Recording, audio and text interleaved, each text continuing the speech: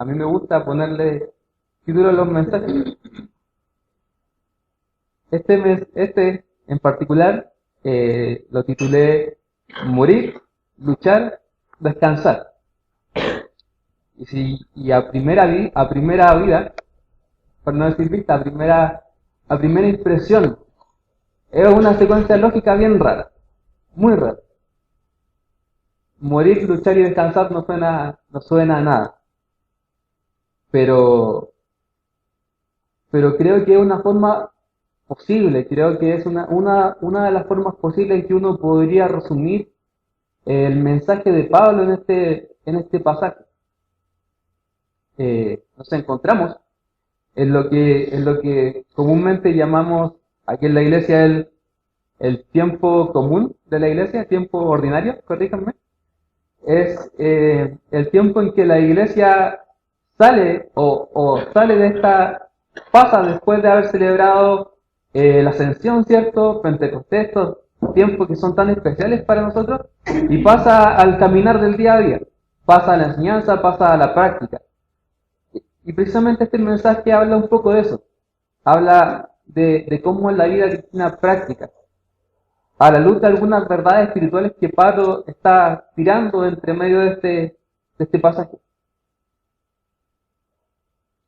Este libro, como les decía, no es un libro sencillo.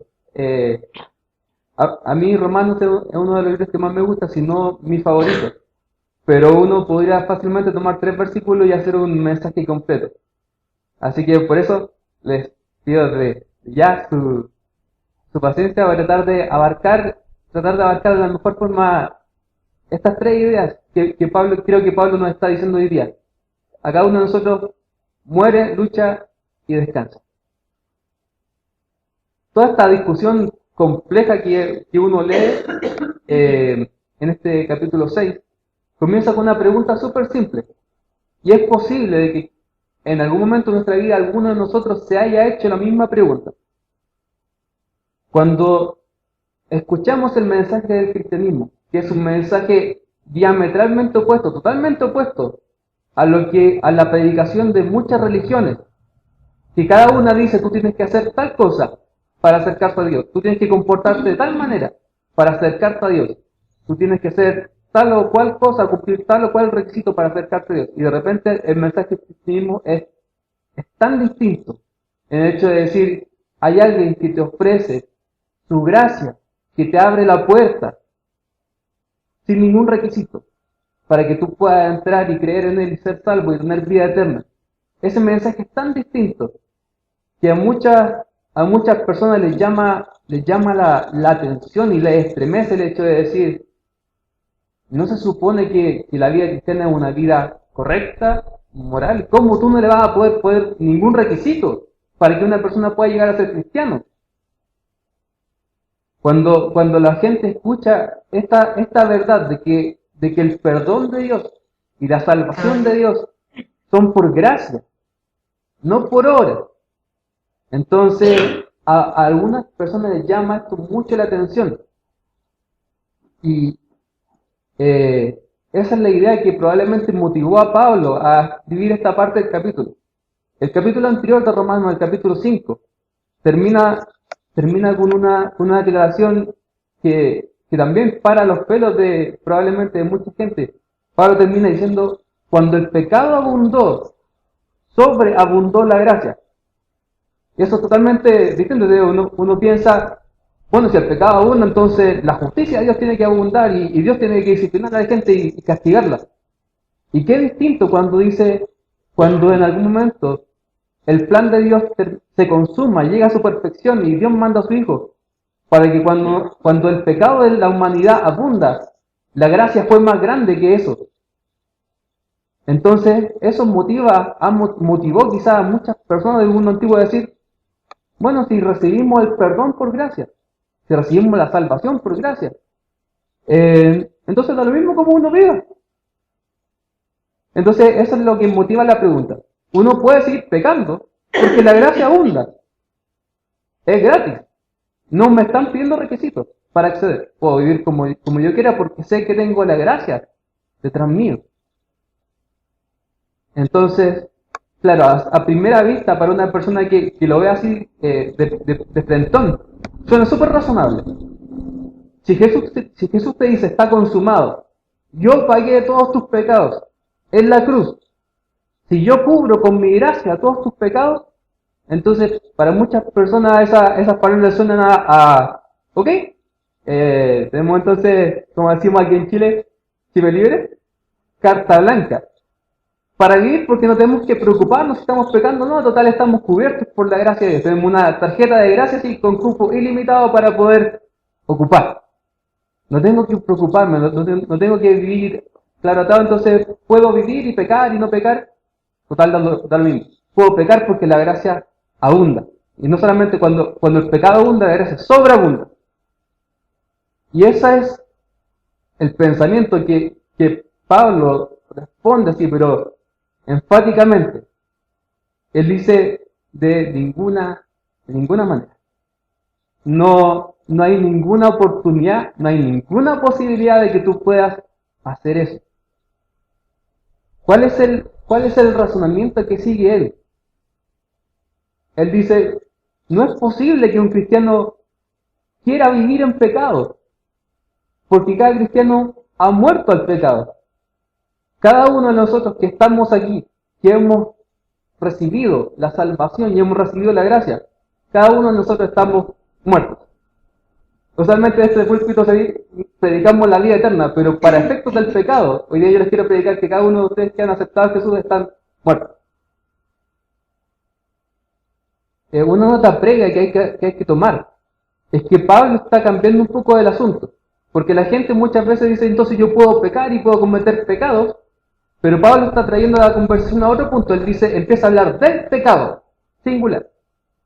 El pecado singular se refiere a la raíz de los pecados, se refiere a una inclinación, a una naturaleza, al motor del corazón que hace que uno peque. Esa inclinación que nos lleva a hacer lo malo, que en otros lugares aparece como la naturaleza de pecado. Pablo también le llama la carne, o Pablo también le llama al viejo hombre, o la vieja mujer, dependiendo del caso. Es ese motor con el que uno nace, que lo lleva a hacer lo que es más fácil, lo que es más cómodo, lo que es más placentero, aun cuando eso va en contra de lo que Dios quiere. Eso es el pecado, y ese es a donde Pablo está trayendo la conversación. ¿Qué significa esto de estar muerto al pecado? ¿Qué tiene que ver con la gracia? Si empezamos hablando de la gracia, ¿qué tiene que ver esto de estar muerto al pecado? La respuesta es que morir al pecado es una parte esencial, intransable de la salvación. Cuando Jesús te invita a ti y me invita a mí a creer en Él, me llama a poder recibir perdón, a poder recibir vida eterna. Como dijimos, eso no tiene ningún requisito. La invitación es totalmente liberada, entrada liberada a la salvación. Es accesible para cualquier persona. Sin embargo, el hecho de que algo no tenga requisitos previos no lo libera de que tenga efectos secundarios. El hecho de morir al pecado especialmente no es un requisito. No es que tú tienes que ser perfecto para venir a la cruz y poder recibir salvación. El morir al pecado es una consecuencia de que tú has venido a la cruz y has recibido la salvación. Es precisamente eso. Cuando uno viene a Dios y le pide que, ¿sabes? Dios, perdóname, quiero cambiar mi vida. Le está pidiendo implícitamente que quieres dejar de ser la persona que eras antes y quieres comenzar a ser otra persona. Porque para acercarte a Dios no puedes ser el mismo que has sido hasta ahora. A eso es lo que nosotros los cristianos le decimos arrepentimiento. Ese es el hecho de decir, Dios, ayúdame a dejar de ser como soy ahora, para poder ser como tú quieres y para poder tener una relación contigo. Porque sé que lo que soy ahora es lo que me ha alejado de ti. Entonces por eso yo necesito ser cambiado, necesito ser transformado para poder tener una relación contigo. A eso le llamamos arrepentimiento. Algún predicador alguna vez dijo, Dios nos ama tal como somos. Pero de hecho nos ama tanto que no nos va a dejar seguir siendo como somos. Yo creo que ese es el punto. El hecho de que creer en Jesús significa ponerle fin a esa vida del pecado. Significa despertar a la nueva vida que vive para Dios. Y eso es todo gracias a lo que Jesús hizo en la cruz. Tú no tienes que, como dice el pastor Benjamín, vamos a apelar a los hermanos católicos. No quería hacerlo, pero es la idea que tengo ahora. El hecho de decir, tú no tienes que hacer sacrificios de tu cuenta. No tienes que morir tú ahora. No tienes que pagar tú el precio de tus pecados. Porque ese precio ya lo pagó otro. Y te lo da gratis. Y te abre la entrada gratis. No tienes que hacerlo tú. El hecho de morir al pecado no es porque tú mismo, físicamente, o dentro de tu alma, trabajes u obres. Es un regalo que Dios te da. Porque es lo que Jesús hizo en la cruz.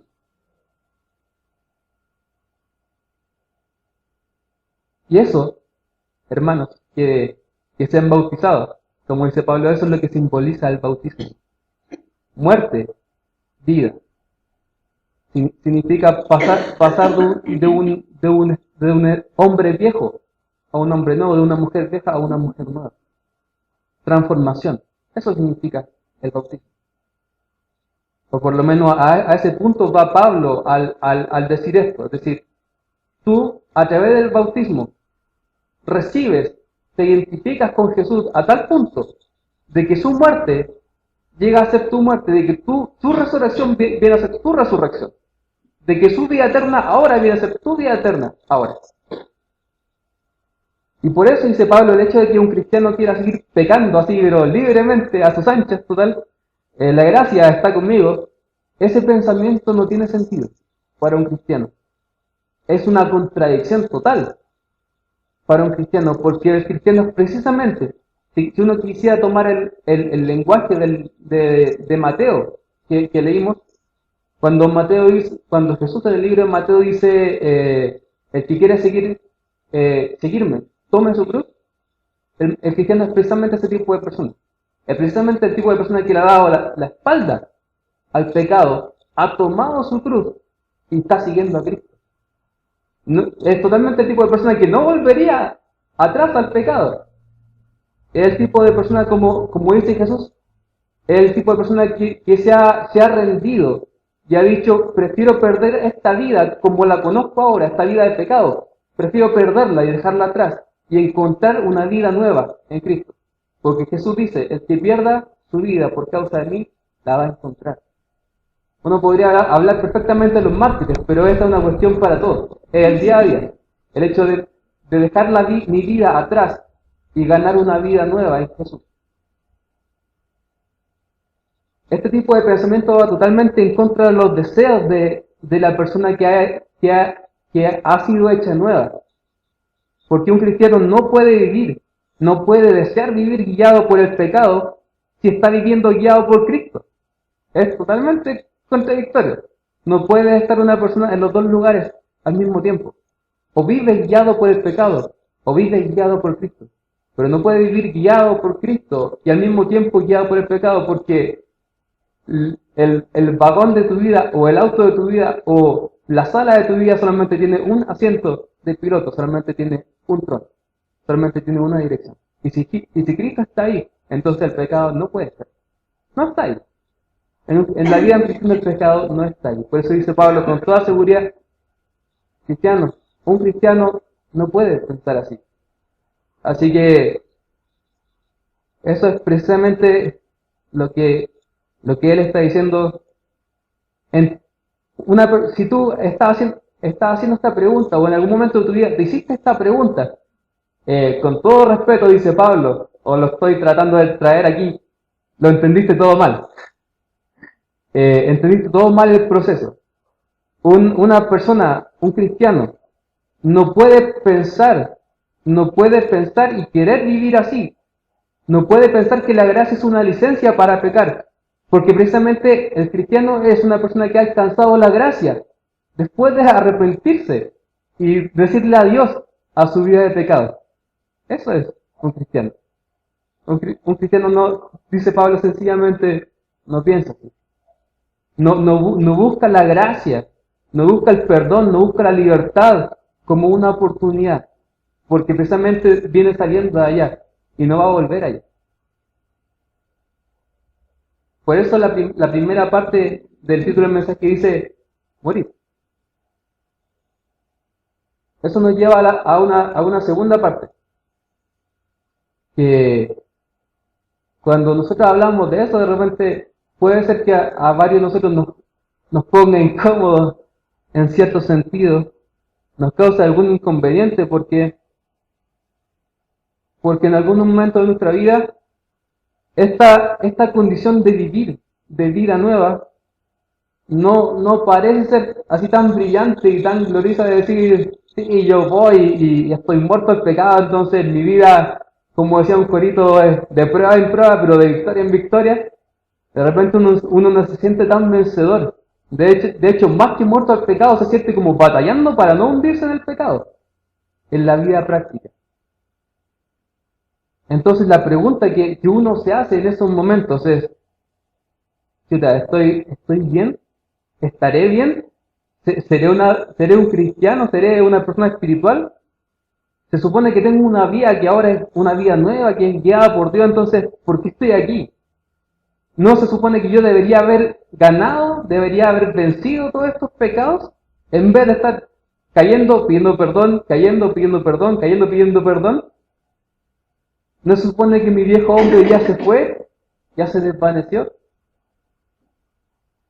Para consuelo de todos nosotros, Pablo mismo da testimonio de que esta lucha espiritual es completamente normal en la vida de un cristiano.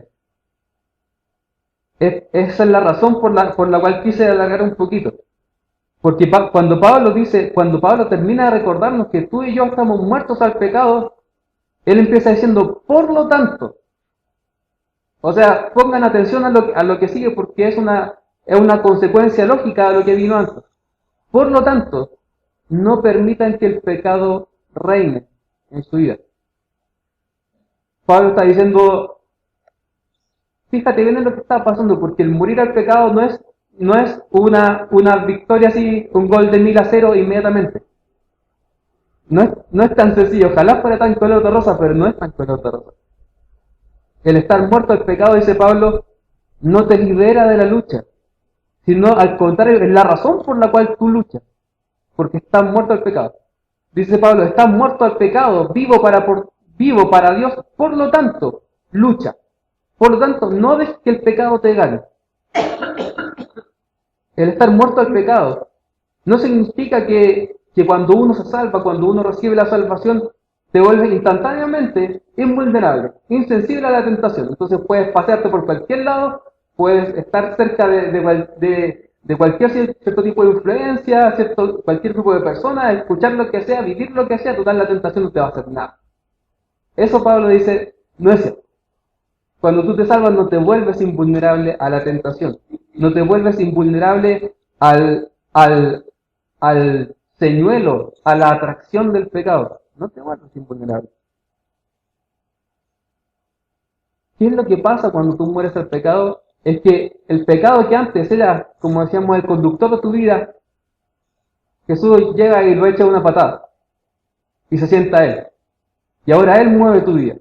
Ahora Él dirige tu vida y te libra del gobierno, del control absoluto del pecado.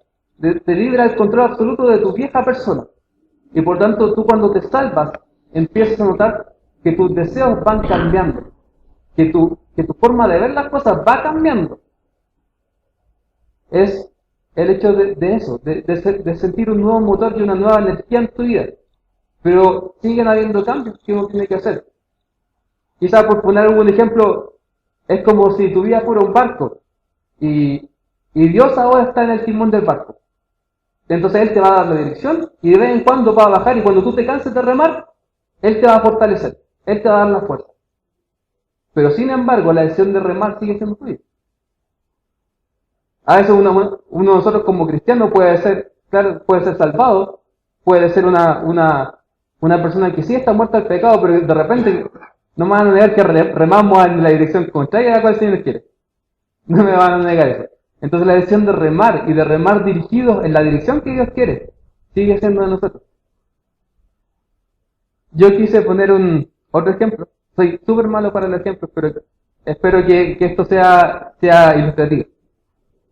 Cuando uno pone un objeto en movimiento, no sé, para ponerlo así a dos, una pelota, un balón de fútbol.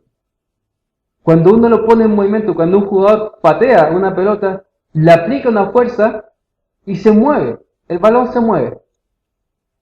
¿Qué pasa cuando el pie sale de la pelota? El balón no se detiene, sigue moviéndose. No hay ninguna fuerza sobre él, pero sigue moviéndose. Eso es lo que en física, ¿cierto? Se le llama, a ver, escalar. Inercia, ¿cierto? Primera ley de Newton. La pelota, el balón solamente se detiene cuando hay otra fuerza que anula su movimiento. El punto es que espiritualmente sucede algo bien parecido. Tú antes, en tu vida anterior, eras movido por el pecado, eras movido por esta naturaleza que decía, haz lo malo, haz lo malo, haz lo malo, haz lo que te da placer, haz lo que es más fácil, haz lo que es rebelde, ¿cierto? Rebélate contra la autoridad porque tú eres mejor, tú eres más grande, tú lo sabes todo. Esa naturaleza de pecado. Y que antes te movía, antes de conocer a Jesús te movía, me movía. Pero sin embargo, en el momento en que Dios me salva, Dios corta esa fuerza.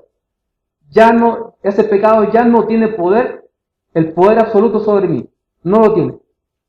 Pero sin embargo, así como la pelota sigue moviéndose, aun cuando el jugador no la está pateando, mi vida puede seguir moviéndose por la simple costumbre de que yo estoy acostumbrado a responder al pecado, a responder a la tentación. Mi vida está acostumbrada a moverse en esa dirección y va a requerir de que yo, a través del poder del Espíritu Santo y de mis decisiones, a través del poder del Espíritu Santo, empiece a frenar esa vida. Empieza a frenarla, hasta el momento en que yo pueda cambiar la dirección.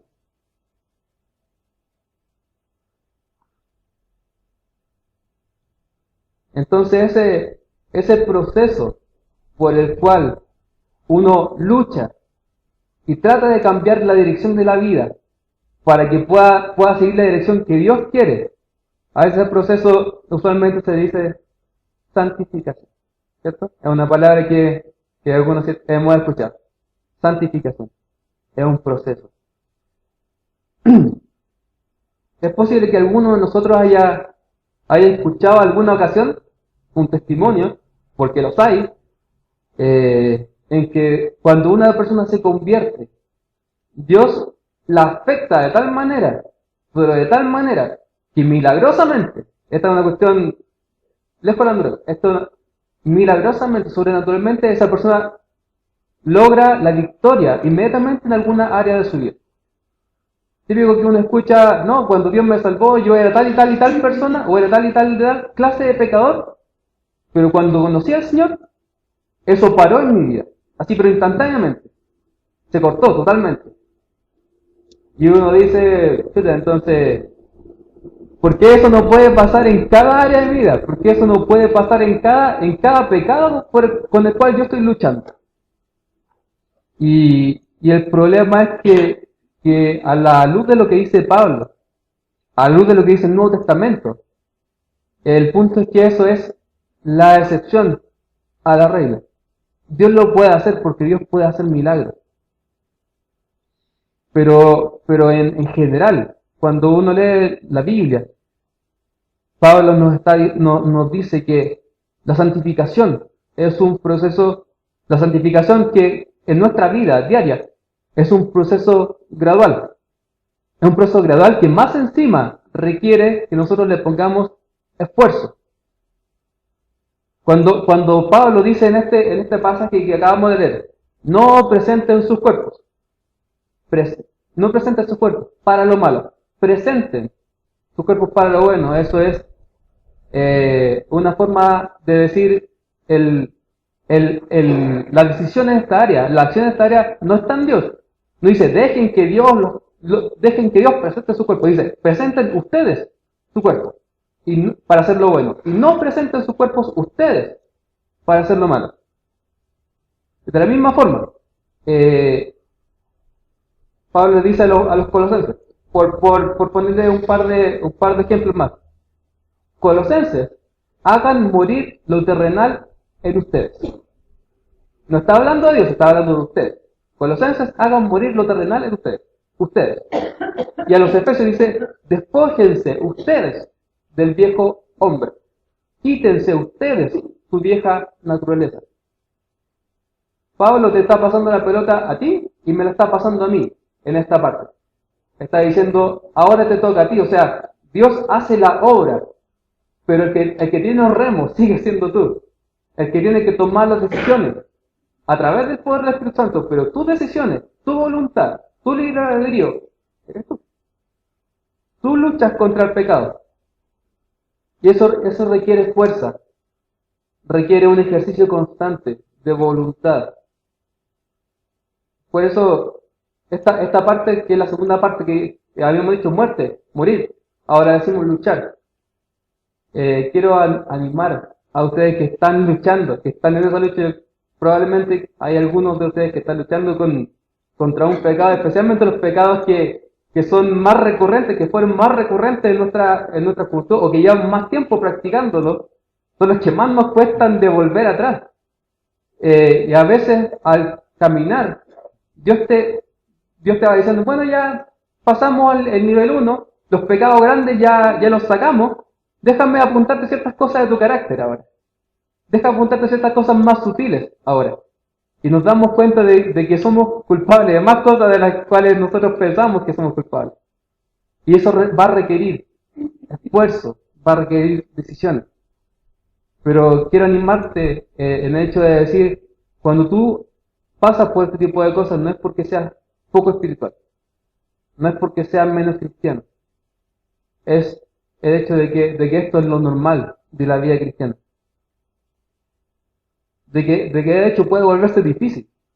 Y yo de repente cuando se pone difícil, hay un versículo que a mí me llama mucha atención, que el escritor de Hebreos, que trata de animarlo a uno, no sé cómo empieza a animar a través de eso, pero dice, pon tus ojos en Jesús, cierto, el autor y consumador de la fe, que nosotros no sabemos más o menos cómo es eso, y a eso del tercer o cuarto versículo dice así, cuando pienses que tu lucha contra el pecado es demasiado difícil, dice lo siguiente, en la lucha que ustedes libran contra el pecado, todavía no han tenido que resistir hasta derramar su sangre, como Jesús.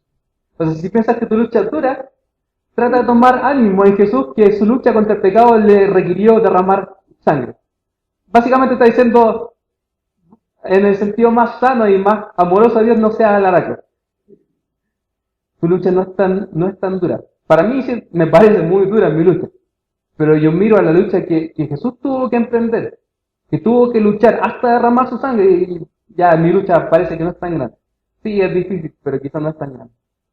No sé qué tipo de ánimo sea eso, pero es una cosa que uno tiene que tener en mente. Último punto. Descansar. Por fin.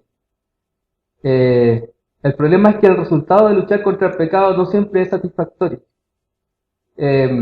Ha pasado quizás en la vida de cada uno de nosotros que el pan de cada día es no ganar la lucha contra el pecado, o sea, llegar al final del día y tener que pedir perdón por tal y tal y tal y tal cosa que yo hice, y por tal y tal cosa que dejé de hacer, porque acuérdense que pecado no es solamente hacer, sino también, no es solamente hacer lo malo, sino también dejar de hacer lo bueno, como dice Santiago.